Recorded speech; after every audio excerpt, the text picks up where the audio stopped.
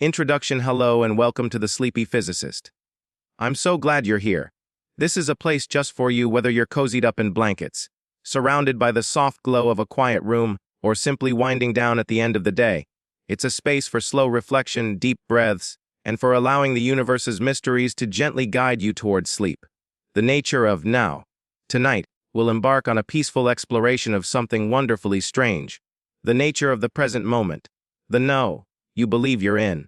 The question we'll ponder is simple, yet it fundamentally challenges our understanding. What exactly is a moment?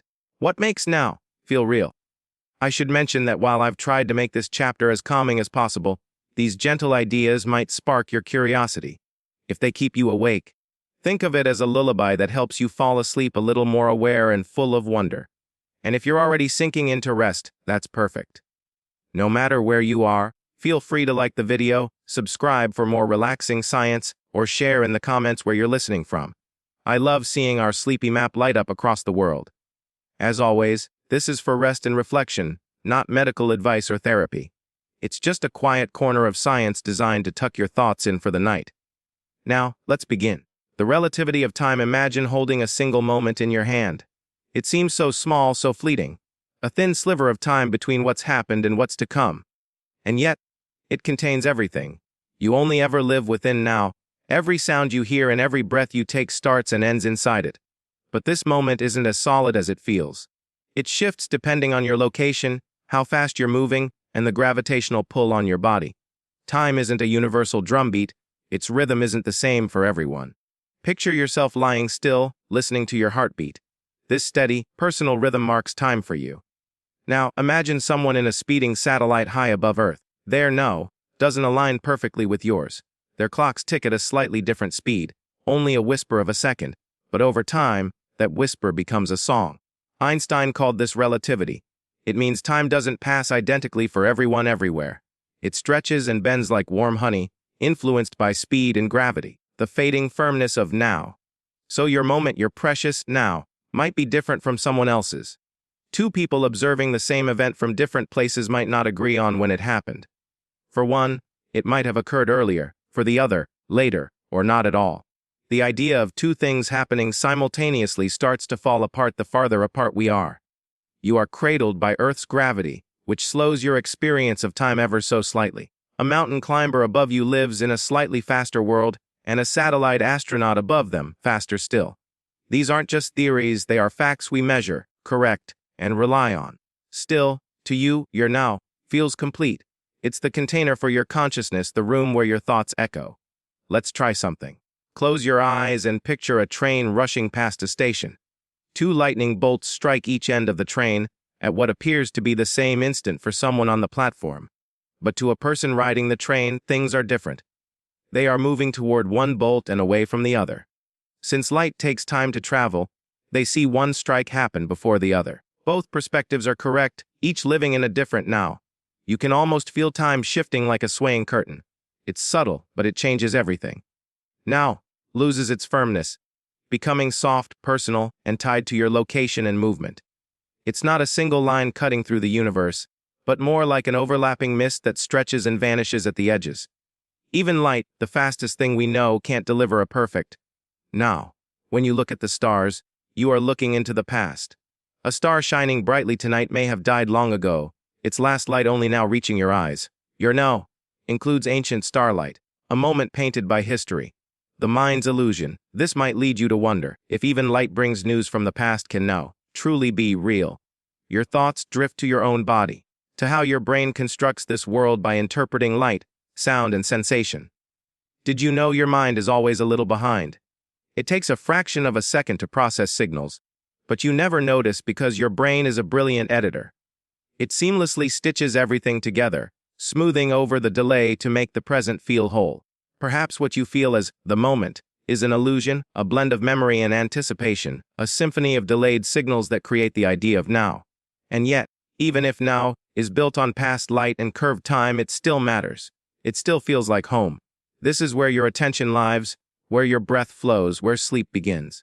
The moment might be elastic and not shared the same way across the cosmos, but it is uniquely yours and it is enough. A universe without clocks. As you sink deeper into the quiet, A new question arises if clocks can tick differently in now. Can shift what happens in a universe where no clocks exist at all.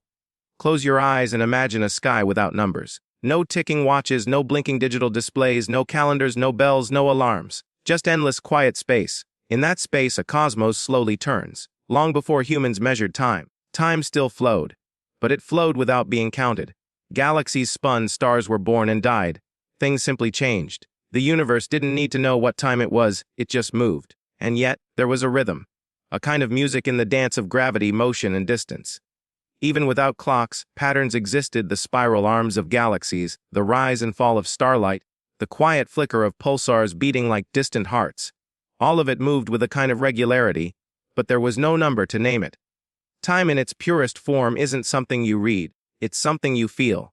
Here on Earth, you're surrounded by clocks. On your phone, your wall, your wrist. Your life is shaped by their rhythm. But your body, too, is full of clocks. Your breath, your heartbeat, your sleep cycle. You are a cathedral of timekeepers. Time is relative still, none of these clocks are perfect. Even the most precise atomic clocks, which only lose a second every 100 million years, are not immune to the bending of time. Put one at sea level and another high in the mountains, and they will fall out of sync. Gravity gently tugs at their rhythm, slowing the one closer to Earth's center. This isn't a change in the clocks themselves, it's a change in time's experience. In physics, we say time is relative. This isn't a metaphor, it's a real measured fact used daily, especially in the satellites that power your phone's GPS. Without these corrections for time bending, your directions would be miles off course, and yet you never notice. The world feels solid, feels reliable, only because so many moving parts are working together to create a shared illusion. The woven fabric of space-time. But what if there were no clocks at all? Imagine a lone traveler drifting in deep space with no stars or planets, just darkness. No sunrise to mark a new day. What is time for them? Without reference points or change, time becomes invisible. It needs something to happen to be known, a heartbeat, a blink, a flash of light. Time is not a thing on its own, it's woven into motion, space, and gravity. It doesn't pass in a vacuum, it unfolds alongside everything else. Even Einstein saw this: space and time aren't separate. They're stitched together into a single cosmic fabric called spacetime. You move through 4 dimensions: up, down, left, right, forward, backward, and forward in time. You can't stand still in all of them. Even when you're lying quietly, your body ages, your cells change, and the stars above shift. You are always moving through time, and that's a kind of comfort. Even in the deepest stillness, time is carrying you forward. When scientists measure the age of the universe, they aren't using clocks as we know them. They're reading the echoes of light and the expansion of space itself. These are also clocks, just written in starlight and silence. So, clocks are tools, not truths, stories we tell to capture time. But time existed long before we learned to name it. And yet, naming it helps. It gives us structure and lets us connect with others. You don't need a clock to know what time it is in your heart, but sometimes it's comforting to hear one ticking beside you. Tonight, as you rest, your clocks will keep ticking. But the universe won't be watching the hours.